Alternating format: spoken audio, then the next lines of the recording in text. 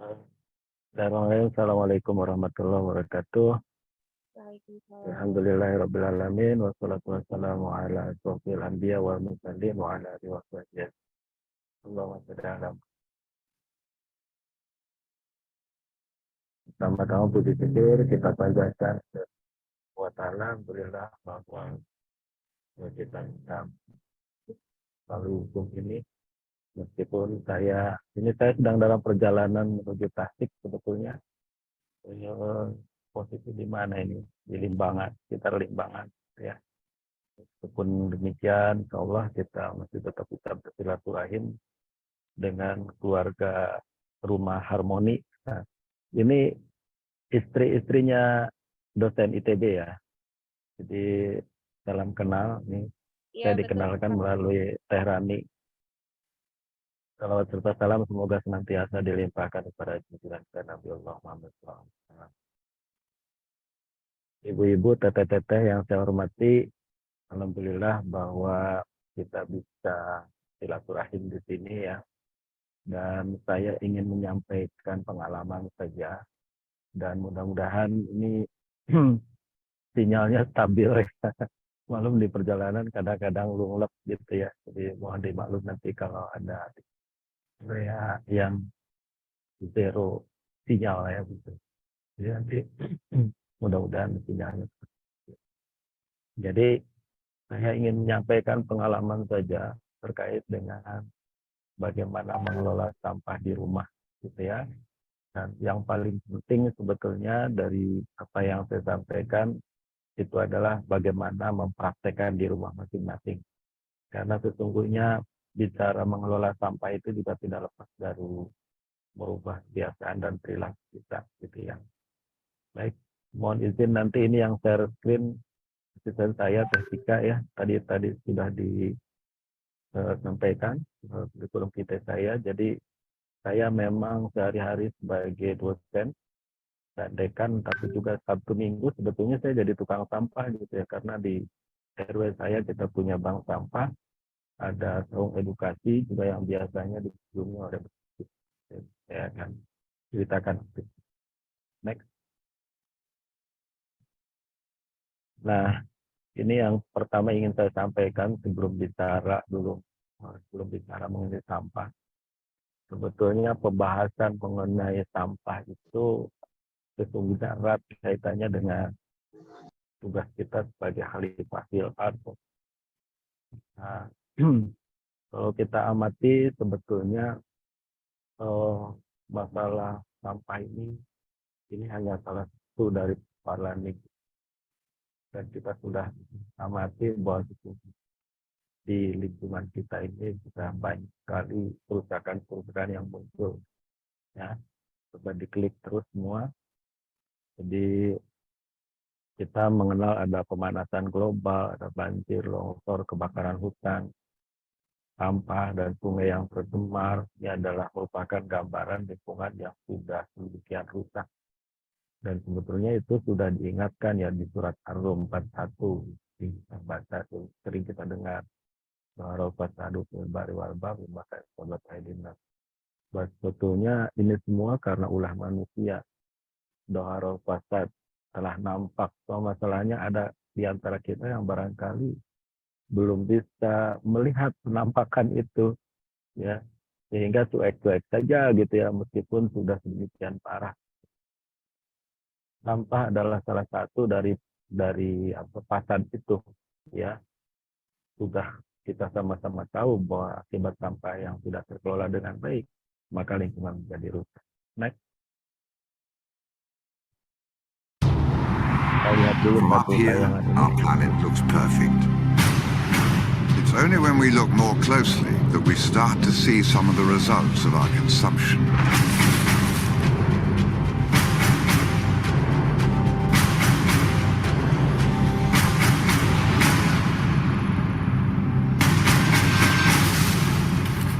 Does anyone know what happens to it all?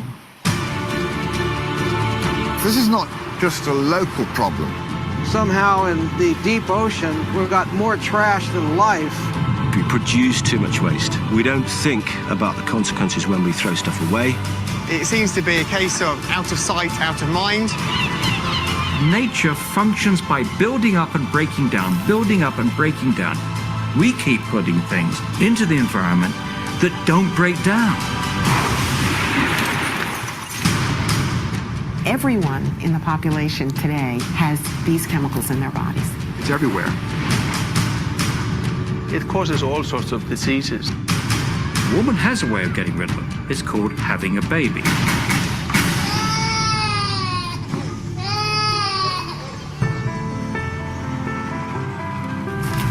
We did it with smoking, the smoking ban. We did it with seatbelts and wearing seatbelts. We did it with drink driving, actually, when that became unacceptable. We need to do this with waste. Perhaps times will change and we will.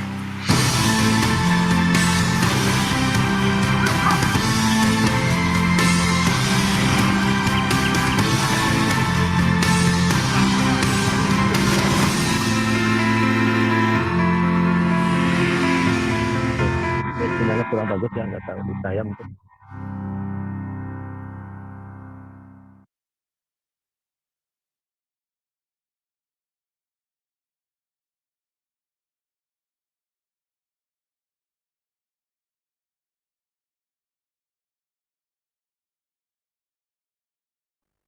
Suara saya masih kedengeran? Masih, Pak. Terdengar, Pak. Oke, mohon maaf sinyalnya barusan saya terlempar lah ya. Jadi ibu-ibu yang saya hormati, sesungguhnya kalau kita bicara lingkungan, bicara sampah dengan berbagai permasalahannya itu yang paling sulit untuk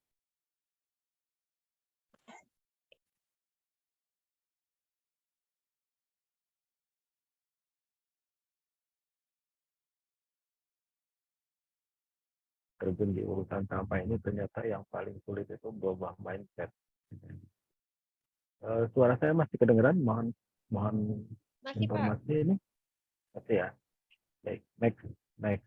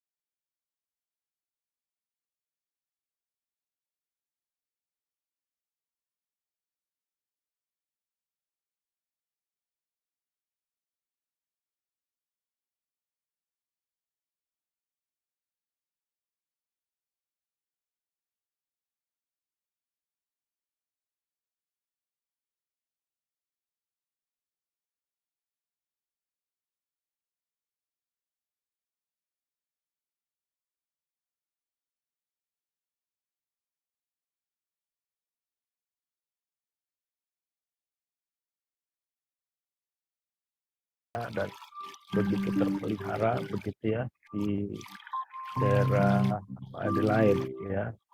Ini sangat apa namanya itu menggembirakan. Nah, kalau masuk ke Bandung ini kayak gini, sungainya sama, airnya sama, tapi penuh dengan sampah. Ya. Jadi artinya ini dua mindset yang berbeda. Di satu sisi orang memposisikan sungai itu sumber kehidupan, simbol keindahan. Di kita tempat pembuangan. Ini Sungai Cikapundung tahun 2010. Makanya saya waktu itu dengan teman-teman dari beberapa perguruan tinggi membentuk Gemeristik, namanya Gerakan Masyarakat Cinta Cikapundung. Jadi tadi ada pengalaman saya di Gemeristik itu singkatannya itu Gerakan Masyarakat Cinta Cikapundung. Itu forum perguruan tinggi sebetulnya. ITB, kalau dari sini teman-teman ada yang dari teknik lingkungan, mungkin ada kenal Bu Ogi ya, Sinawati itu dulu jadi sekretaris saya waktu saya jadi ketua forum. Dari Unpar, dari Maranatha, dari Unpar, Yoni, teman-teman di perguruan tinggi yang menjadi penggiat lingkungan, kita bergabung dalam Gemeristik ya, bergabung dalam Gemeristik gitu ya. Nah, Cikapundung nih, ibu sekalian ya, di sekitar Taman Sari kondisinya seperti ini.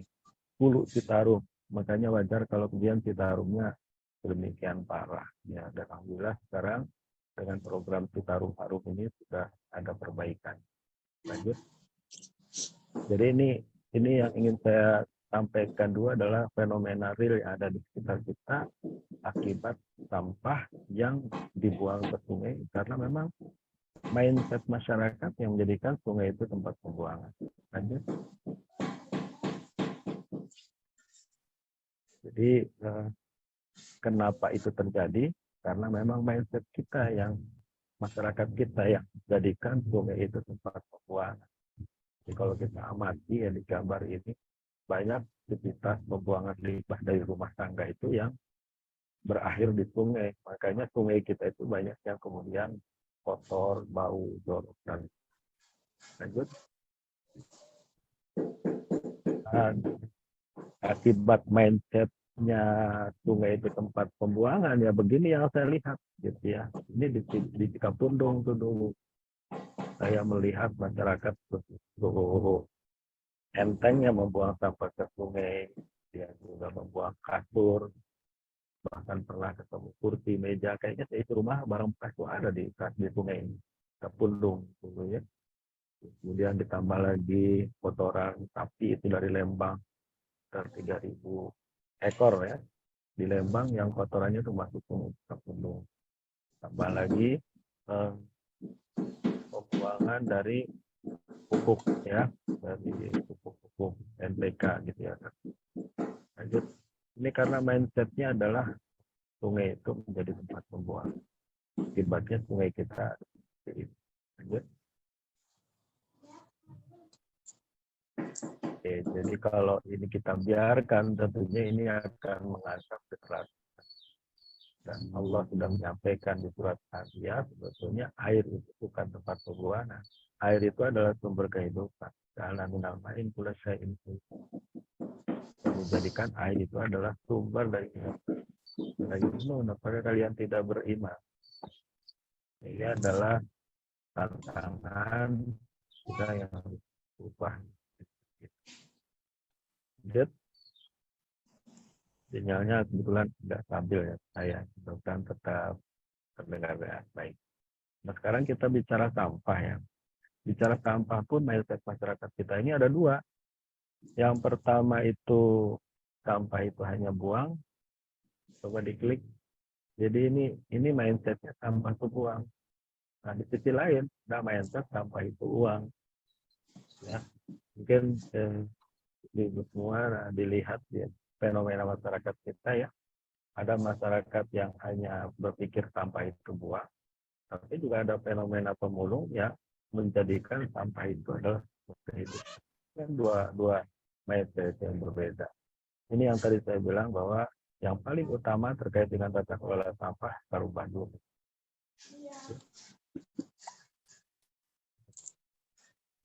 Akibat dari mindset kita itu buang, makanya yang kita lihat ya, fenomena seperti ini, minum buang, makan buang. Ya. Nah, ini yang kita amati tanpa tidak disadari bahwa segala sampah yang kita buang itu kemudian akan masuk parit ke sungai, muara di tempat dan seperti ini gitu.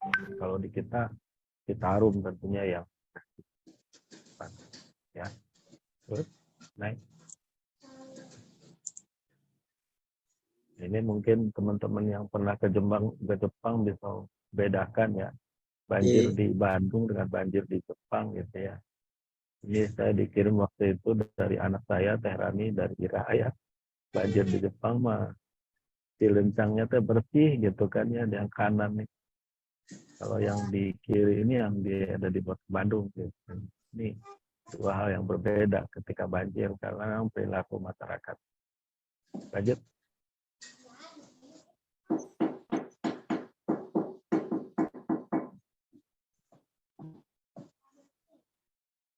Oke. Jadi ini kalau kita perhatikan meskipun wadahnya sudah disiapkan ya, tapi tetap saja masyarakat itu tidak memasukkan sampah ke wadah. Karena tadi mindset. Yep.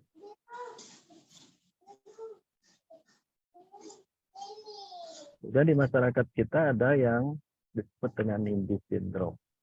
Sindrom itu yang penting tidak ada di rumah saya. Gitu. Di beberapa tempat mungkin ibu-ibu sering melihat ya ada tulisan-tulisan ini dan di situ pun ada tumpukan sampah. Jadi antara tumpukan sampah dan tulisannya sepertinya tidak sinkron gitu ya. Pentingnya tidak ada di rumah di rumah saya lah. Sampai ada tulisan dilarang buang sampah di sini kecuali anjing tetap ada sampah. Ini karena memang NIMBY syndrome tadi. Terus siapa buang sampah di sini tak buang kesan mas. Pernah nggak melihat yang gini-gini nih di tempat-tempat ibu-ibu ya? Mungkin saya karena sering keliling, saya senang motret fenomena masyarakat. Terus, jadi ini yang disebut dengan NIMBY syndrome. Meskipun sudah diancam pun tetap saja. Ya Allah, cabutlah nyawa orang yang buang sampah di sini. Tetap saja membuang di situ begitu ya.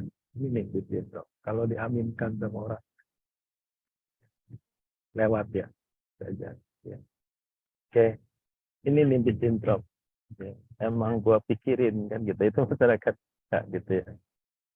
Nah ini sebetulnya sesuai dengan yang disampaikan Rasulullah. Hindarilah kutukan orang-orang banyak. Para sahabat itu tanya, siapa mereka ya Rasulullah yang dikutuk orang banyak? Yang dikutuk orang banyak itu adalah orang yang membuang kotoran termasuk sampah yang jalan dan tempat penuh.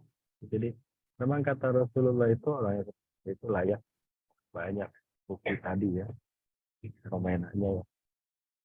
Saya kira banyak lagi nanti kalau ibu-ibu ada yang rajin ngumpulin fenomena sosial itu terkait dengan pembuangan sampah tadi share di sini.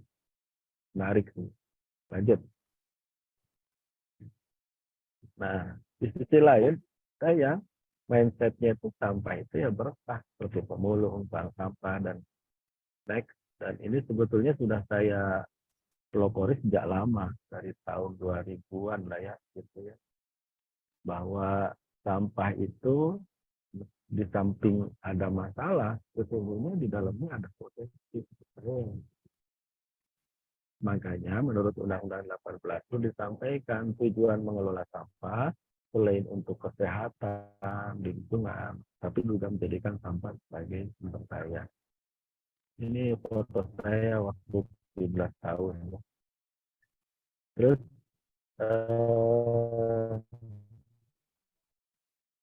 nah jadi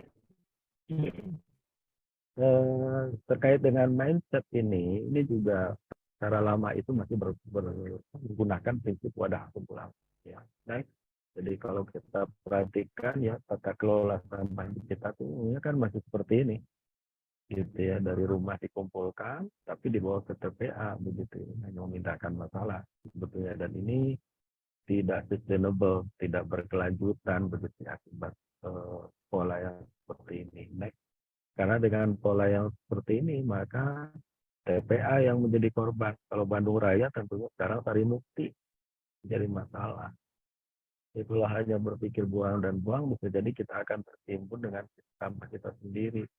Mungkin ada yang pernah mengalami tahun 2005 ketika Bandung bermasalah dengan sampah. Ya, seminggu aja tidak diangkut. Siapa Bandung?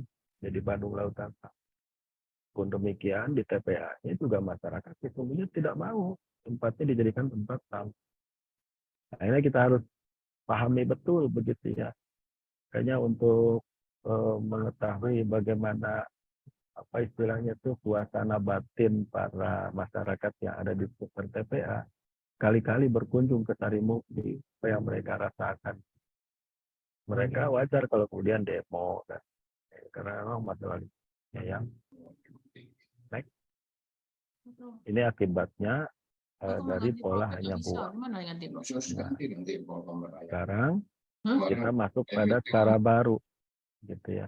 Jadi cara baru itu sebetulnya merubah konsep yang tadinya buang menjadi bagaimana cara berpikir, merubah cara berpikir kita.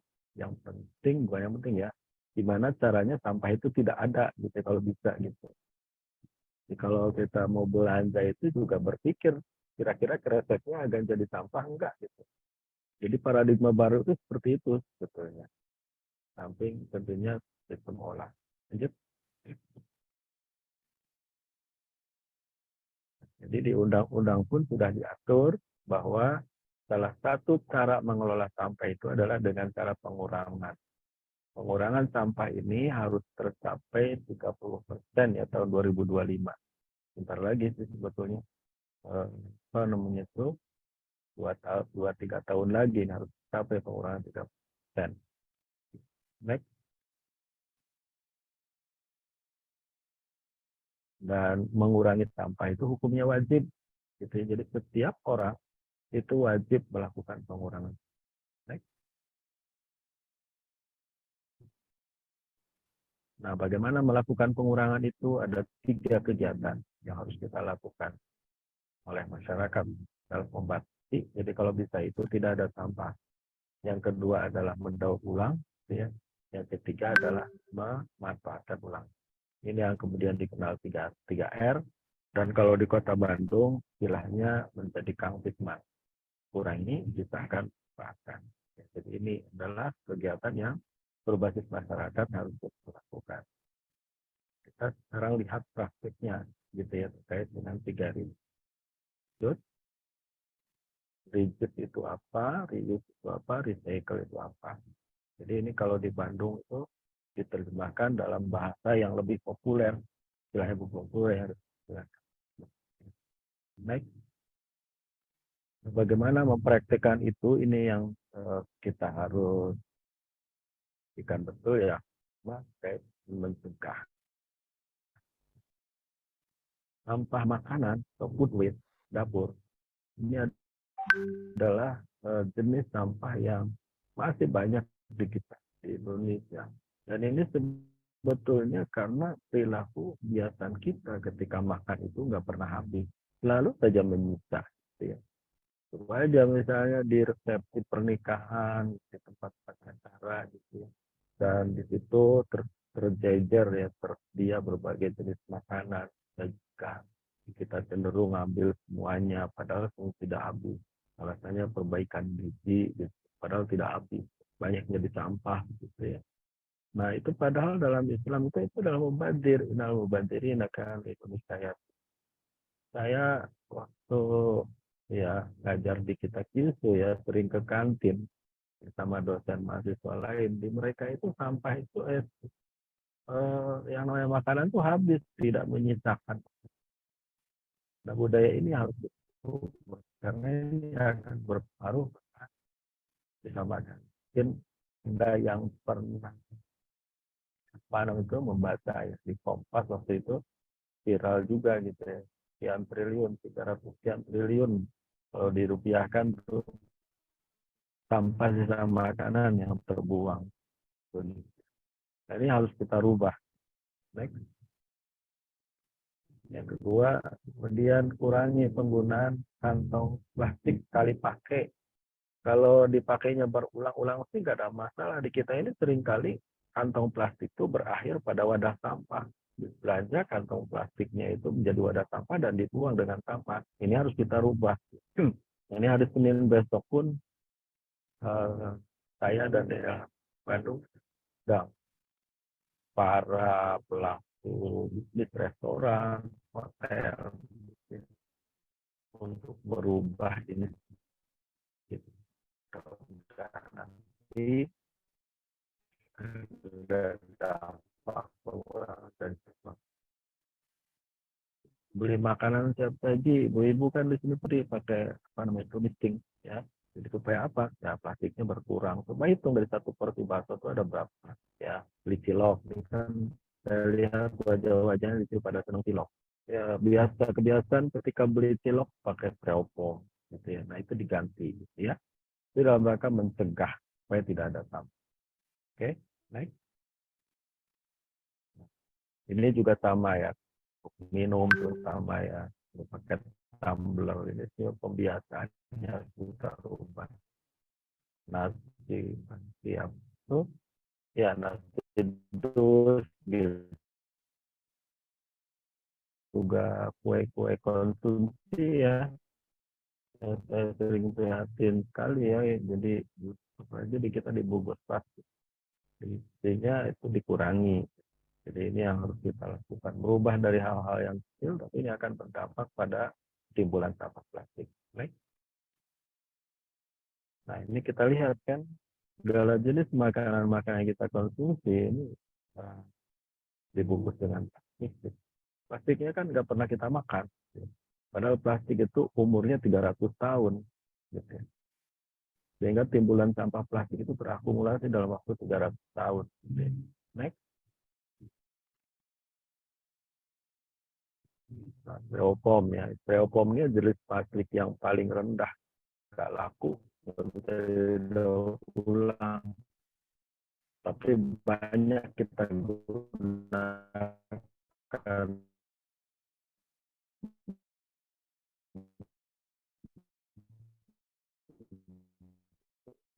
makanan dan lain-lain.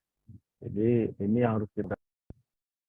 Jadi kalau beli makan siang gitu ya, ganti dengan lunch box gitu ya. Lanjut. Slide-nya. Jadi kenapa plastik ini menjadi penting untuk kita kurangi? Karena memang plastik itu tidak mudah hancur. Terbang kemana-mana, masuk ke sungai, masuk ke sawah, masuk ke laut. Dan akhirnya binatang-binatang di laut menjadi korban. Naik. Jadi ini ada beberapa yang viral begitu ya. Ikan apa nih namanya? Ikan hiu ya di Sulawesi yang terdampar ya, mati gitu ya, dan setelah dibuka perutnya ternyata penuh dengan plastik. Plastiknya masih utuh, kreseknya itu masih utuh. Ada tulisan keluarga harmoni TB ya, plastik itu. Lanjut. Nah, jadi itu untuk mencegah. Saya kira beberapa hal yang bisa kita lakukan sejak dari rumah itu bisa kita lakukan sekali. Nah, kalau sampahnya sekarang sudah terlanjur ada, maka kita harus olah. Bagaimana memperlakukan sampah yang sudah ada itu dengan dua kegiatan. Dan take out. Jadi kuncinya adalah harus memilah. Jadi sampah itu harus terpilah. Bagaimana cara memilahnya? Nah, itu sebenarnya sudah diatur di peraturan perundang-undangan. Lanjut. Jadi memilah itu kalau menurut PP 81 itu harusnya 5 begitu. Lanjut. Jadi harus 5. Ya, tapi bayangkan kalau di rumah yang tipe 15 ada wadah 5 berjajar di depan. Kayaknya terasnya penuh dengan wadah sampah ya. Kalau di Jepang tuh saya lihat ada yang sampai 20 itu wadah sampah itu, terutama di supermarket gitu ya. Jadi kita mah 3 juga cukup lah, itu sudah luar biasa kalau tiap rumah sudah melakukan pemilahan begini. Ini contoh di kampus Uniswa ini 3 model begini. kemudian juga di Duta TB juga saya lihat sudah tertular. Nah ini kalau di Jepang itu di setiap tempat itu pasti begini gitu, tempat-tempat umum, jadi sudah terbiasa orang memilah gitu ya. Terus dia memilah ini menjadi hal yang paling utama. Bahkan di Jepang itu saya lihat ada yang sampai 20 kalau di supermarket gitu ya, di depan supermarket itu berkumpul wadah. Terus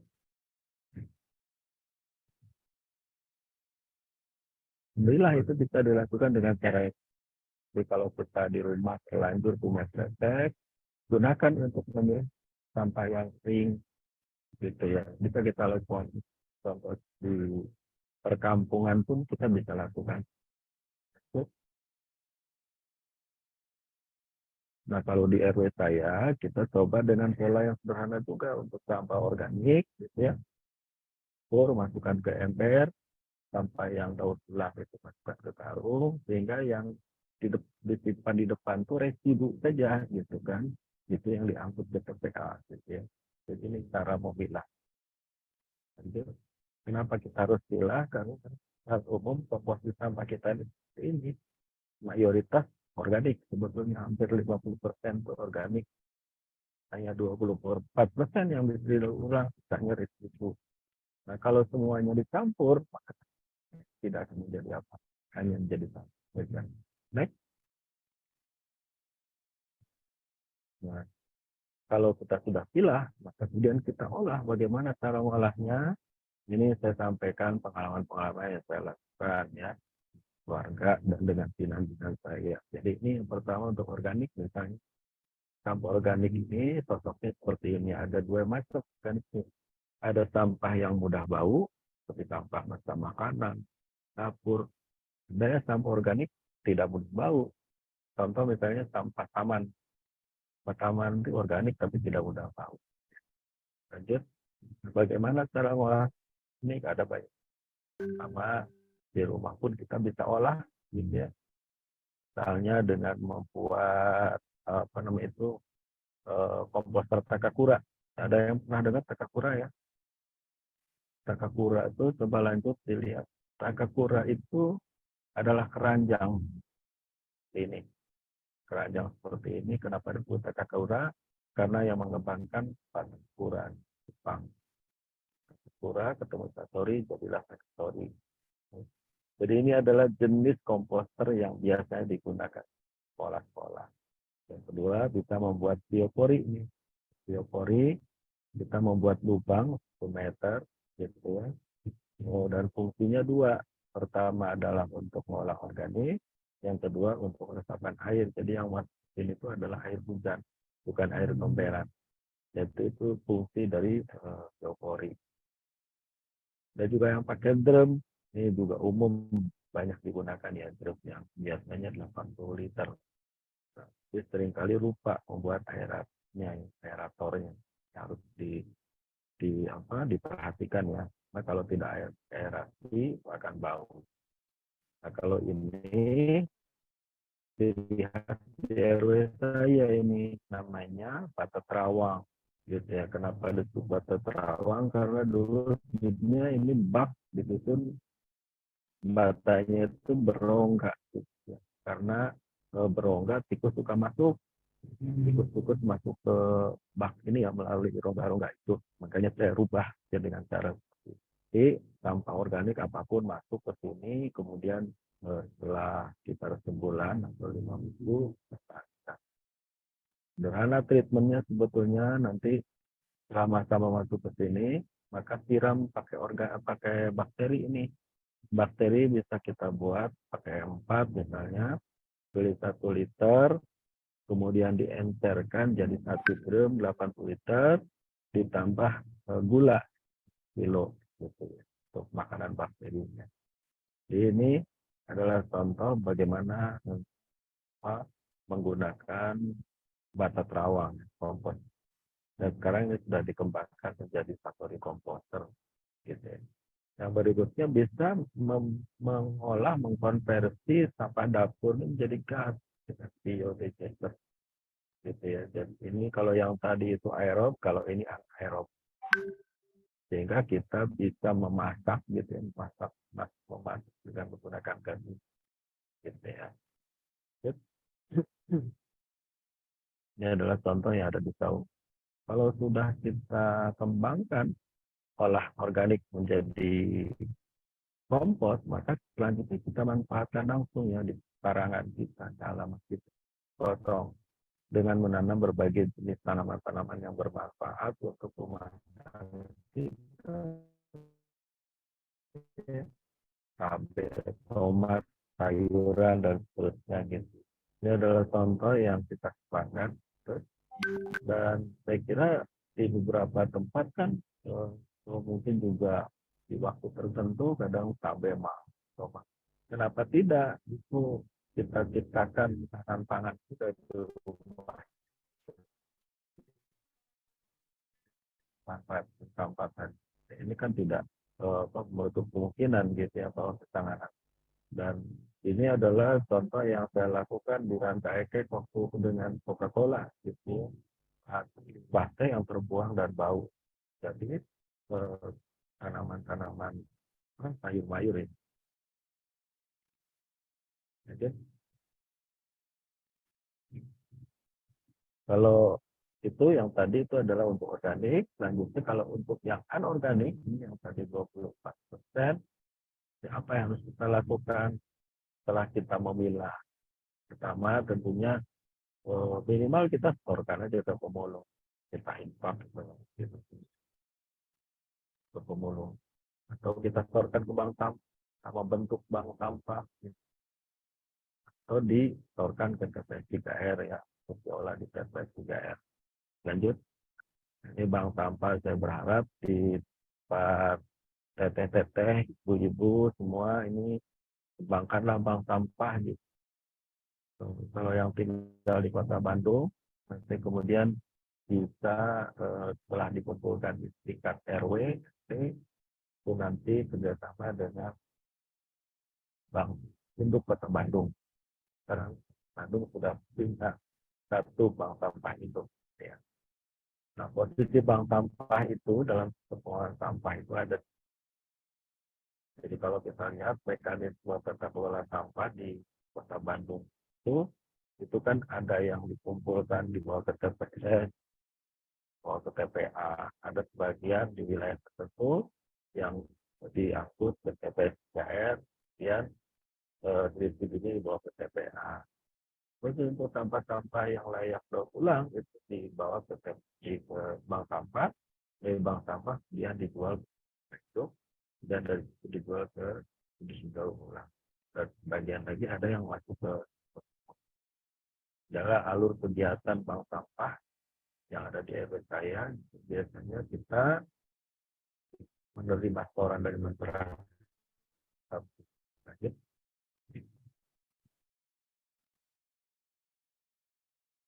Jadi ini aktivitas bank sampah biasanya setelah terkumpul dalam kurun waktu tertentu, kemudian dijual ke bandar atau ke bank sampah. Ya, jadi penjualan yang kita lakukan. Kemudian kalau sudah masuk ke bandar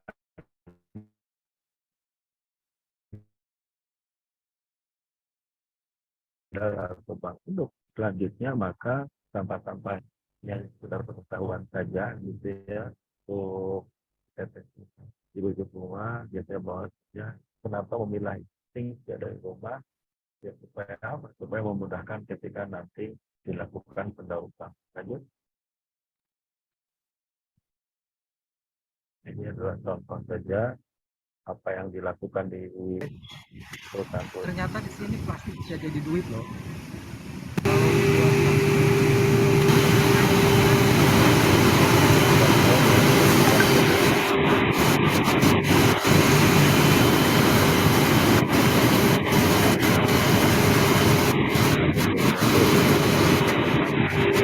Adalah HD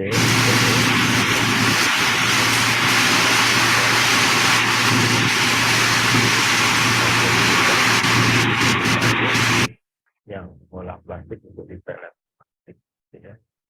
Karena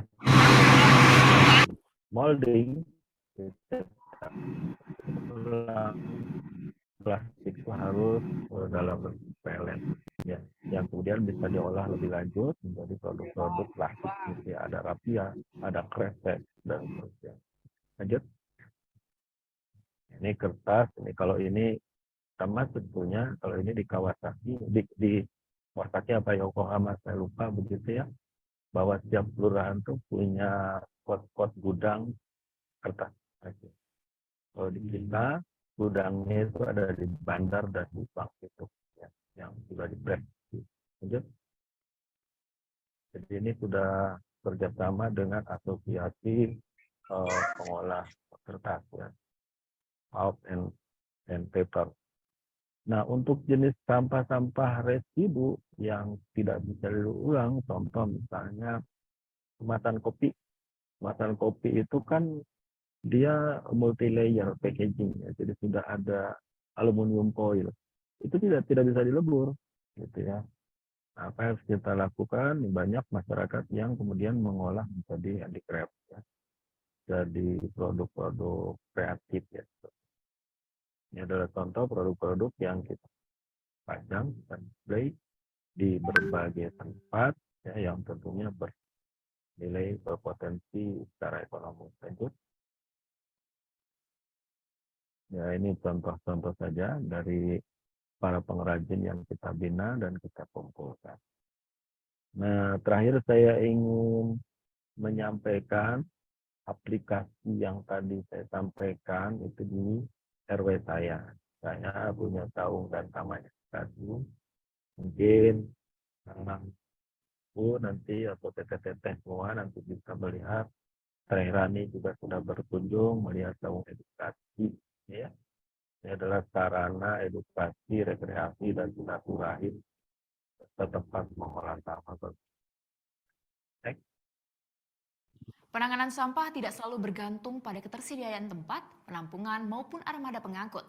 Di Desa Tanimulya, Kabupaten Bandung Barat, warga terbiasa mengelola sampah berbasis masyarakat. Memilah sampah sudah menjadi kebiasaan yang dilakukan warga RT 2 RW 22 Desa Tanimulya, Ngamprah, Kabupaten Bandung Barat.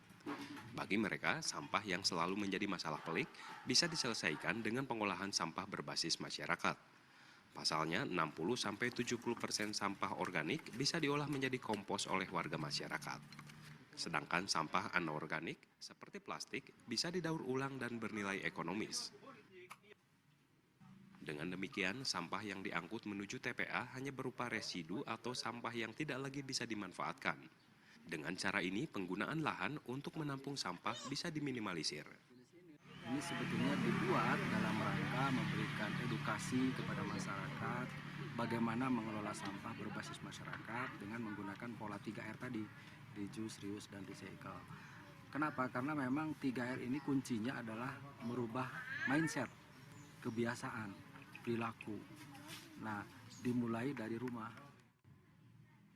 Tidak hanya itu, sampah yang telah menjadi kompos bisa dimanfaatkan warga sebagai pupuk tanaman sayur dan tanaman obat seperti daun mint, kamboja, ginseng, dan kencur. Next, jadi ini polanya, ya, mengelola sampah yang diedukasi di saung edukasi di RW kita ini, yaitu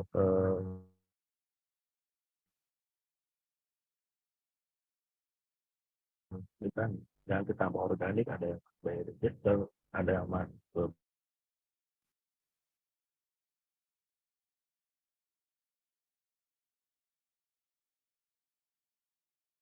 sampah daur ulang, masuk sampah sahdu, tingkat sampah dan duit. Ya, adalah next.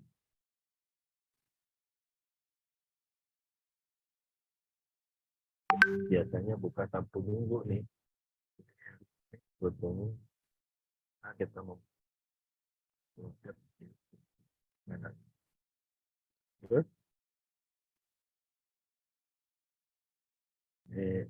sinyal saya lagi tidak stabil. Ini adalah kelompok mahasiswa yang belajar di kita sering menerima kunjungan. Ada. Nah, ini adalah Batu Kawang. Jadi bisa saja ini karena ini kita lakukan di taman-taman di sekitar. Dan ya. Atau mungkin bisa berkunjung ya ke tahu di sekarang teknik belajar melihat langsung dari proses enak gitu ya. Ini adalah biodiversitasnya. Kita di masyarakat itu bahwa kompos itu tidak dulu dijual, tapi kita manfaatkan langsung untuk berbagai buah sayuran pada hidup.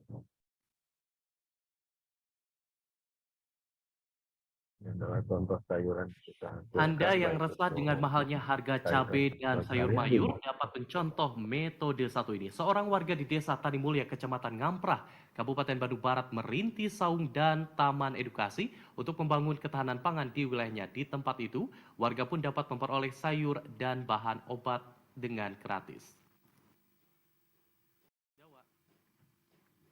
Di tengah mahalnya harga cabai dan sayur mayur, warga Komplek Puri Cipageran Indah 2, Desa Tanimulya, Ngamprah, Kabupaten Bandung Barat, bisa dengan mudah mendapatkan cabai dan sayuran lainnya secara gratis.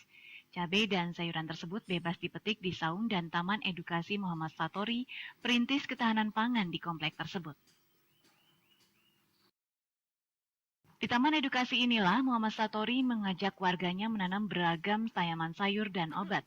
Tanaman sayur dan obat yang ditanamnya seperti cabai, daun bawang, seledri, tempuyung, kamboja, ginseng, hingga kunyit. Dalam penanaman, mereka tidak menggunakan bahan tambahan seperti pupuk ataupun jenis kimia, tapi memanfaatkan sampah organik yang telah diolah menjadi kompos. Alhasil, tanaman obat dan sayuran pun tumbuh subur.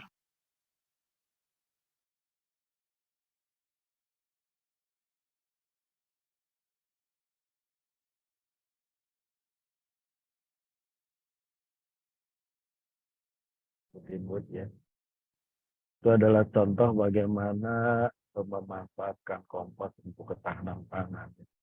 Ini adalah gambaran masyarakat yang belajar di jauh kita, termasuk juga dari pemerintahan. Mohon maaf sinyalnya kurang stabil nih. Saya sedang di perjalanan.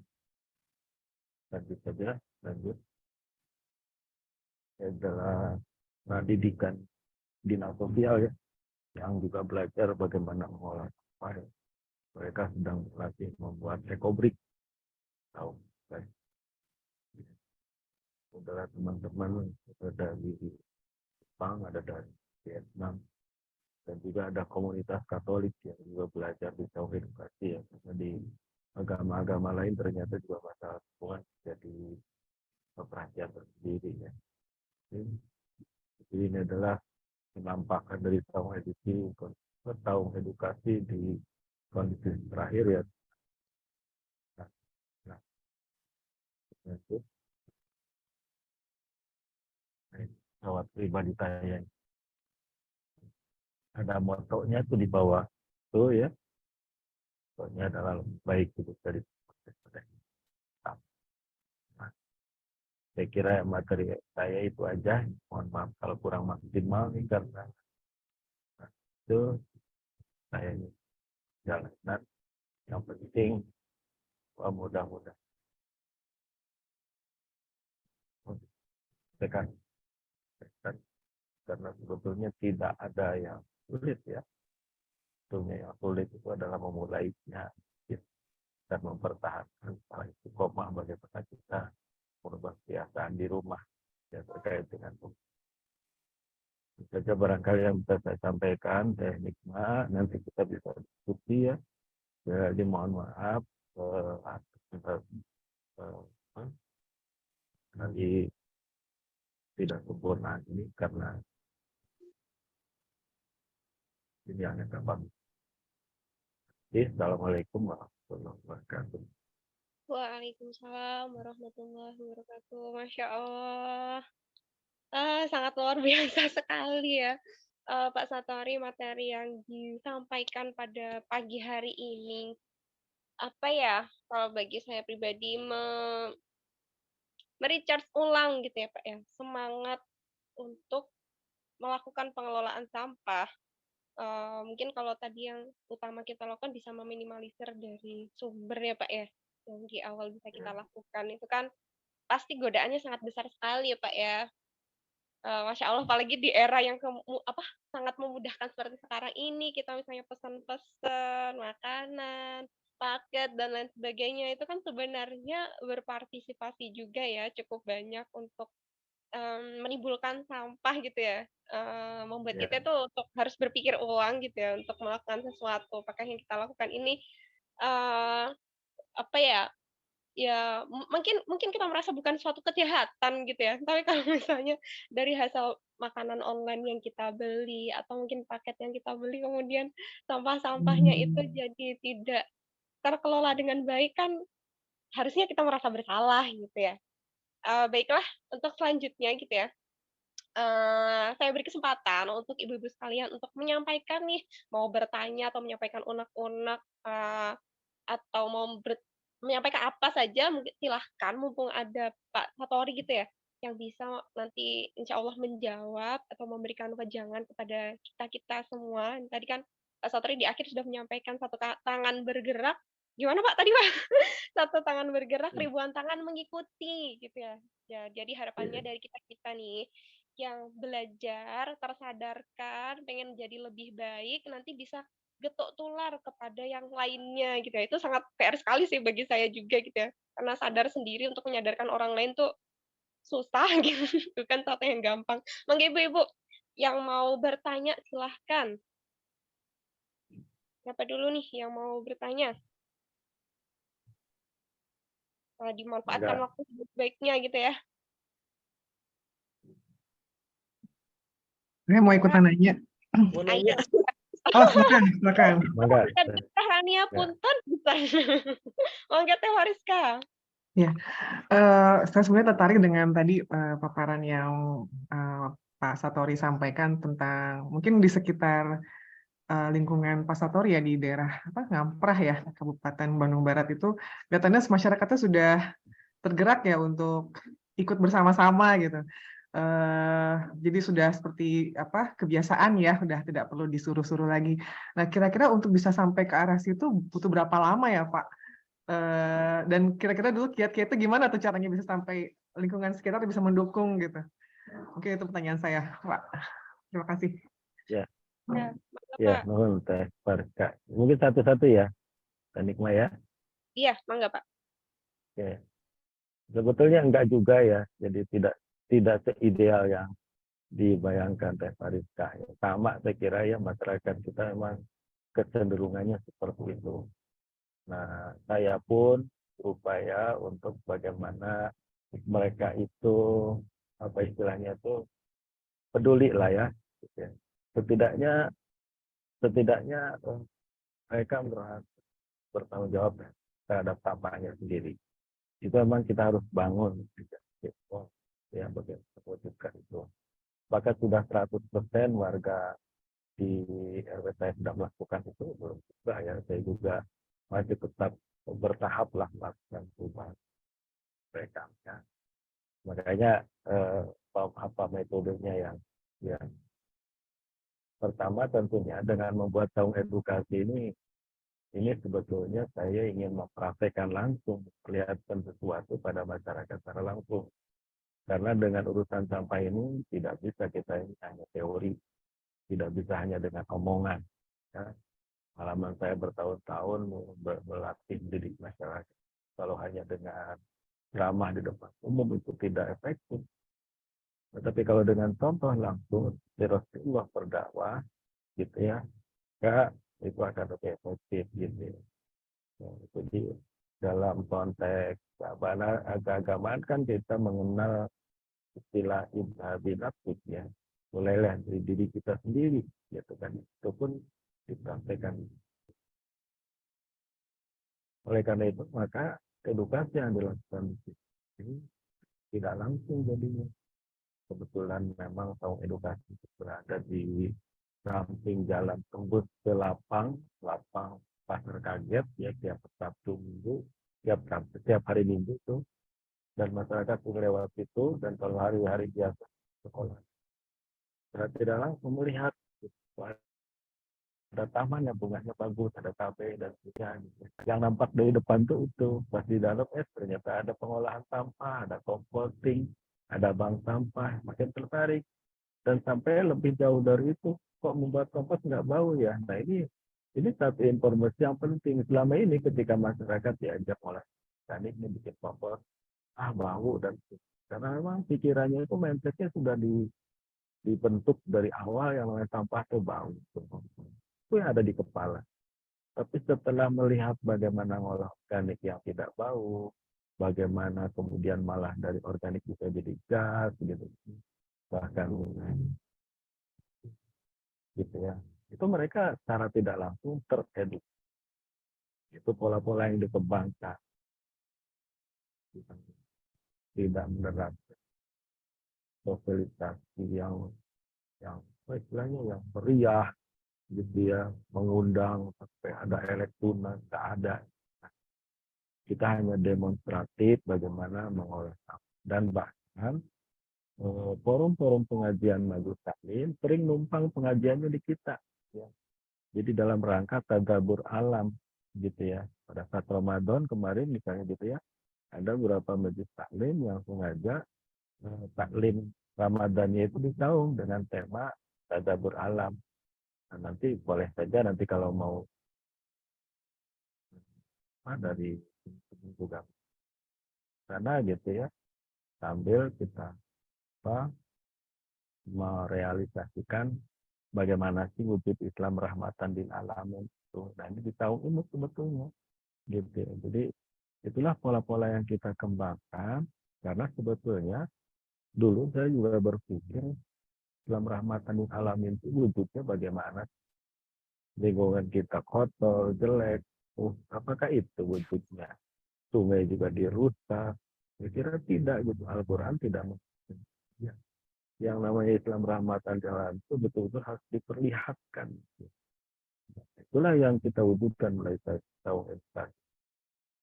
Sehingga ada istilah gitu ya, gimana caranya sampai dari masalah itu.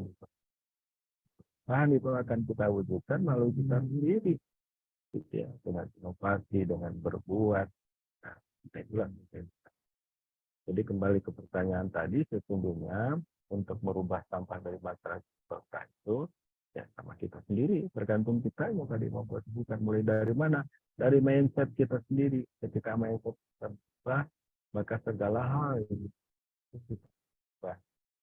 Ya, cara mewadahkan berubah. Jadi nanti di rumah itu misalnya untuk organik ya, sampah dapur, evakuasinya ke emper, tutup itu di dapur lah ya.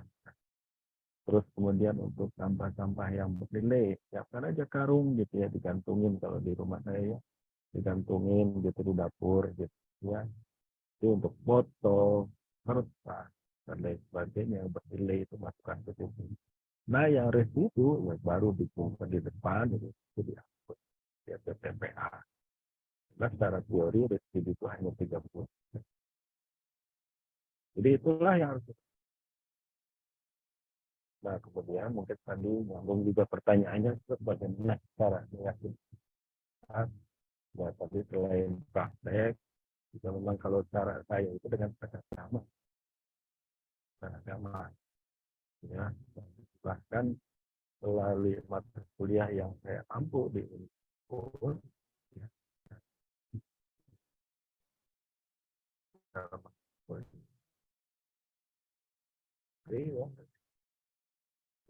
tentunya masalah lingkungan ini adalah amanah dari Al-Quran. Banyak sekali ayat-ayat Al-Quran yang menyuruhkan kita untuk mengelola lingkungan dengan baik, dan bahkan juga mengolah organik dalam Al-Quran. Dan sudah disampaikan Allah ciptakan jasad renik yang ada di alam ini sebetulnya untuk apa? Untuk memusnahkan organik gitu ya. Cuma kalau organiknya sudah tercampur plastik kan susah gitu ya. jasa dernik juga nggak mau akibatnya bau. Itu betul-betul terimplementasi gitu ya di dalam kehidupan nyata. Bagaimana Islam menginginkan dari Al-Quran itu yang kita. Jadi saya dari sejak tahun tim World Bank di Global Environment program composting, kemudian 2 program ekspor, di daerah dan ya dengan muslim gitu ya, itu pendekatan agama ya, dan bina itu potret dan sebagainya, dan muncullah di pikiran rakyat mudah Muslim Green Revolution. Revolusi hijau itu harusnya dimulai dari masjid. Memang terkesan radikal gitu ya. Tapi ya itu harusnya masjid itu diciptakan suasana yang indah, nyaman. Itulah kenapa saya ditarik ke MUI itu ya, untuk buat itu. Kalau lebih pengen yang terkena, misalnya ada di Bekasi mungkin beberapa kali lah tayang televisi ya, masjid yang ramah ya, bahwa itu juga terhidupi dari bangsa karena jamaah wajib di bawah itu contoh. Jadi bagaimana itu terimplementasi mulai dari mana? Itu nanti dari grup ini akan muncul ya kata-kata bagaimana mengembangkan cinta lingkungan dari sini. Jadi kira-kira begitu Pak, siapa tadi yang bertanya ya, kayak bagaimana? Nah, berapa lamanya relatif? Ya, berapa lamanya relatif? Mau cepat, mau lama? Itu kan umumnya memang lama karena perlu proses. Gitu ya. Kalau warganya kayak ada di grup ini, cepat. Semuanya sudah konsen. Tapi konsen belum tentu berpraktek. Ya. Makanya dalam konteks sosial ini saya biasanya menyebar kuesioner ada 3 tahap. Disebut dengan CAP. CAP itu knowledge, itu dan fact. Knowledge itu pengetahuan. Bisa saja mungkin masyarakat tahu, tapi sikapnya tidak serta-merta dengan pengetahuan. Gitu ya. Bisa saja misalnya sikapnya sudah mendukung, tapi tidak melakukan.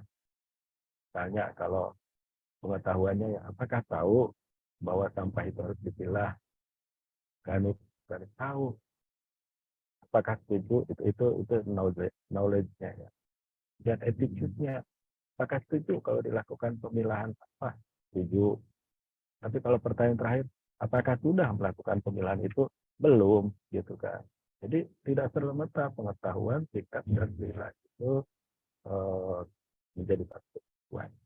Jadi pada akhirnya adalah psikomotorik itu yang harus. Nah ini memang fenomena sosial ini menarik gitu ya untuk kaji lebih lanjut. Saja mungkin. Kalau ada yang lain maka. Nah, baik Pak. Ini ada dari Teh Hani Pak ya di kolom komentar. Beliau bertanya, bagaimana tipsnya mencegah tikus memakan sampah yang ada di biopori? Serta idealnya berapa lama memanen kompos di biopori? Seperti itu Pak. Jadi ini praktek langsung ya? Ya. Harusnya tikusnya ikut juga pelatihan di sini. Jadi apa namanya itu untuk supaya mengurangi ya tikus masuk ke dalam biopori, memang castingnya paralonnya itu harus panjang 1 meter sampai bawah. Di samping juga di atasnya itu tutupnya juga itu harus pakai paralon dop yang dibolongin gitu, atau jangan dibolongin. Bolong-bolongnya itu kecil hanya untuk masuk air dan sering dibersihkan ya karena nah kalau sudah dibuat seperti itu agak susah tikus masuk. Tapi tikus mah giginya kadang-kadang kuat juga itu paralonnya digerogotin ya. Ya pokoknya mah kalau sudah kedengeran ada tikus ya tikus tidak berjalan. Kalau misalnya masih gitu juga ya tikusnya suruh saya hilang.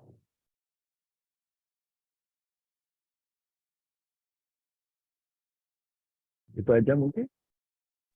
Ya, baik. Terima kasih Pak Satori. Saya kasih kesempatan lagi Pak ya kepada teman-teman. Siapa tahu mau ada yang bertanya lagi karena ini ya penting banget Saya ya. mau bertanya, Teh. Oh iya, Masih mangga. bisa? Ya, Iya, mangga. boleh Teh Teh. Atu. Mangga. Mangga Teh. Iya. Assalamualaikum warahmatullahi wabarakatuh, Pak Satori. Saya sebetulnya tinggal bersama dengan kawasan perumahan Terani. Kebetulan suami saya juga dosen ya. Terkait pengelolaan sampah, kalau untuk skala rumah tangga, ya saya alhamdulillah sedikit-sedikit sudah mencoba dari mulai koenzim, biopori, kemudian menggunakan komposter yang dari ember yang dilubangin. Cuman yang jadi masalah itu kami tinggal di kawasan perumahan berbasis pesantren, Pak. Jadi kami tinggal di kawasan yang ada wilayah yang tanah wakaf yang digunakan sebagai lahan untuk pesantren. Nah, mungkin saya juga ingin kontribusi membantu teman-teman yang ada di pesantren ini terkait dengan sampah dapurnya, karena jumlah siswanya kan banyak Pak, hampir 1.000 anak gitu, seperti itu. Nah, tadi saya melihat paparan Bapak itu ada yang menggunakan seperti bak-bak yang dibuat dari tembok ya Pak ya, untuk sampah organiknya. Nah, itu kalau misalnya saya ingin tahu lebih jauh gitu ya, karena mungkin di sini dulu sempat kita menggunakan maggot, cuman karena SDM yang terbatas, sempat tidak berjalan lagi gitu, seperti itu. Nah, mungkin permasalahan yang ingin dimulai diselesaikan adalah dari sampah dapur catering gitu Pak, karena di situ kan mungkin relatif lebih mudah karena sampah yang tersisa itu kan bekas sisa-sisa sayur, potongan-potongan batang-batang sayur gitu, seperti itu. Nah, seperti apa Pak? Tadi kan mungkin hanya sekilas ya saya lihat dari gambarnya. Apakah memang kami boleh berkunjung gitu Pak untuk mempelajari lebih dalam gitu, seperti apa sistem secara singkatnya itu seperti apa ya Pak? Ya gitu aja mungkin, terima kasih Pak.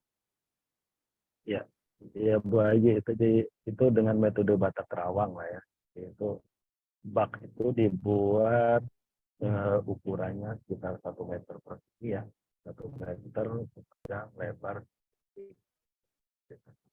25 ya.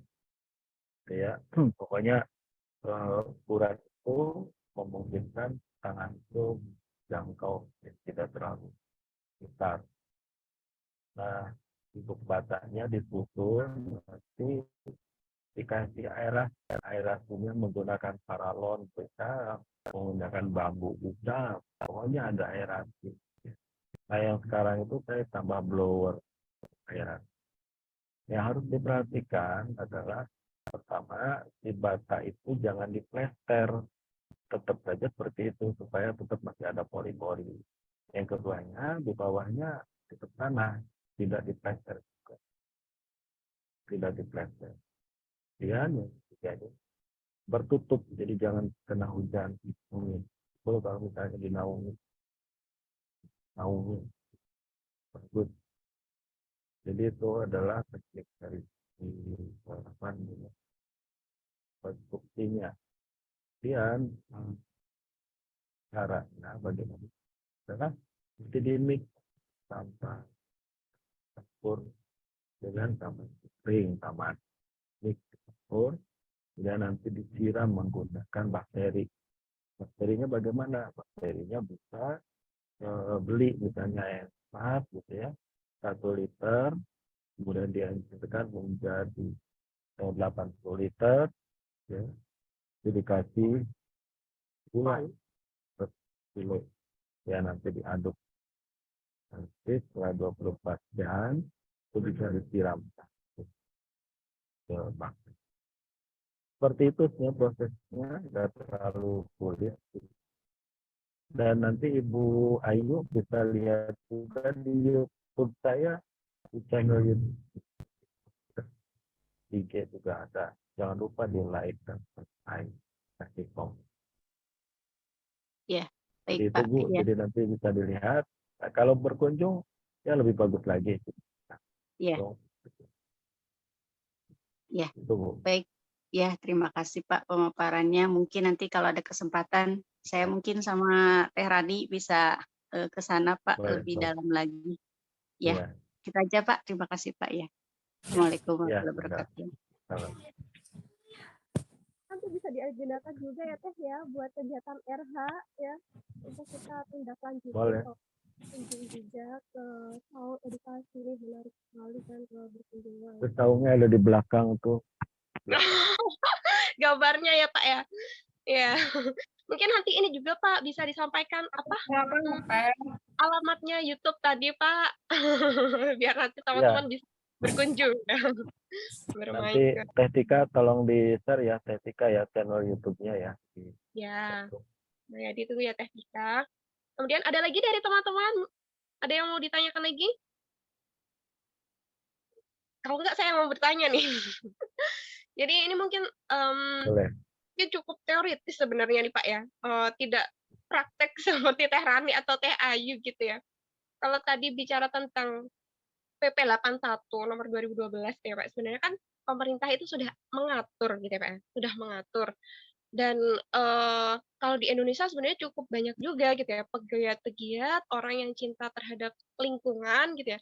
Tapi seperti tidak sinkron harusnya kan dengan adanya aturan itu kan membantu ya kerja-kerja orang yang sadar di lapangan untuk membuat orang sekitarnya seluruh Indonesia itu menjadi sadar untuk memperhatikan lingkungan. Tapi kan jadi tidak sinkron gitu kan.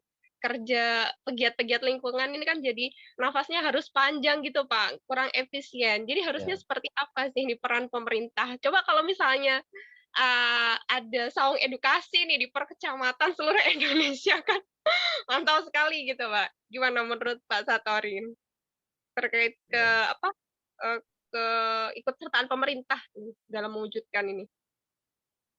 Ini pertanyaannya kayak di kelas. Suka ya. Karena memang itu fenomena yang kita hadapi ya di kita ya, karena cenderung ibarat turnamen sepak bola di kita itu lebih banyak komentator daripada pemain. Dan yang remehnya itu yang komentatornya itu, termasuk yang buat aturan.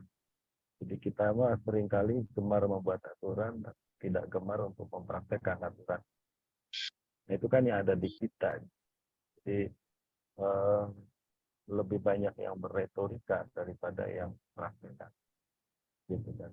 Ini sebetulnya kalau ajaran Islam itu kan tidak demikian.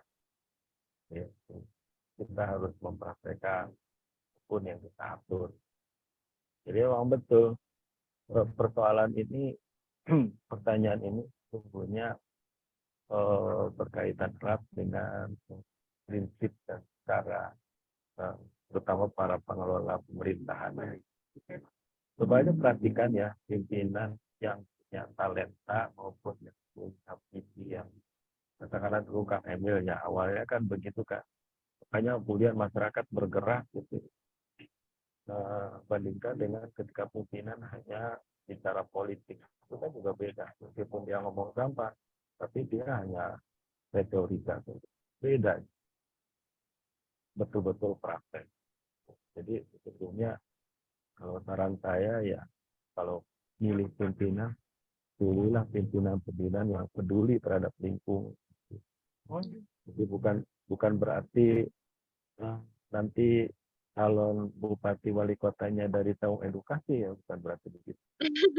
Tapi ya beda gitu. Ketika pimpinan itu dipilih dari orang-orang yang memang concern dalam bidang itu, gitu, dibanding dengan pimpinan-pimpinan yang kita pilih yang memang hanya melihat bagaimana arus politik gitu ya. Jadi terkait dengan merubah tata kelola pemerintah ini harus itu Teh Maya. Iya. Menurut saya sih Menurut saya Baik, sih terima memang kasih Pak harus Satori. punya ada terobosan ya dari sisi masyarakat. Iya, betul. Terkait dengan saung edukasi ini memang diapresiasi ketika Mang Odet ya. Ketika Mang Odet itu almarhum itu waktu itu saya sering berkeliling ya kepada kelompok-kelompok masyarakat Kota Bandung itu menginginkan setiap kecamatan punya itu Umi Odet yang menyampaikan ke saya. Ada beberapa kecamatan yang sudah siap buat ini memang kendala sebagai tool. Jadi strukturnya saya dapat tadi kita inilah PR yang kita di bagaimana melihat itu bagaimana pemerintah mulai tidak hanya berikan juga harus memberikan beberapa kementerian yang merupakan daerah dan mewujudkan itu perhatian tidak cuma omdo juga mempraktekkan dulu KLH ya waktu membina waktu melatih terkait dengan 3R di KLH itu sejak tahun 2000-an saya sampaikan di KLH jadi bikin kompos ya dengan ngomong ya kayaknya di KLH bikin kompos dan beberapa daerah itu barangkali Ya, baik. Terima kasih Pak Satori. Ada lagi dari teman-teman terakhir? Mungkin ada yang mau disampaikan sebelum saya akhiri? Cukup? Dari teman-teman?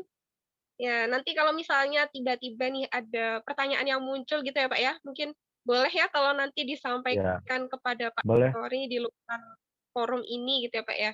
Kadang suka muncul, baru muncul gitu ya.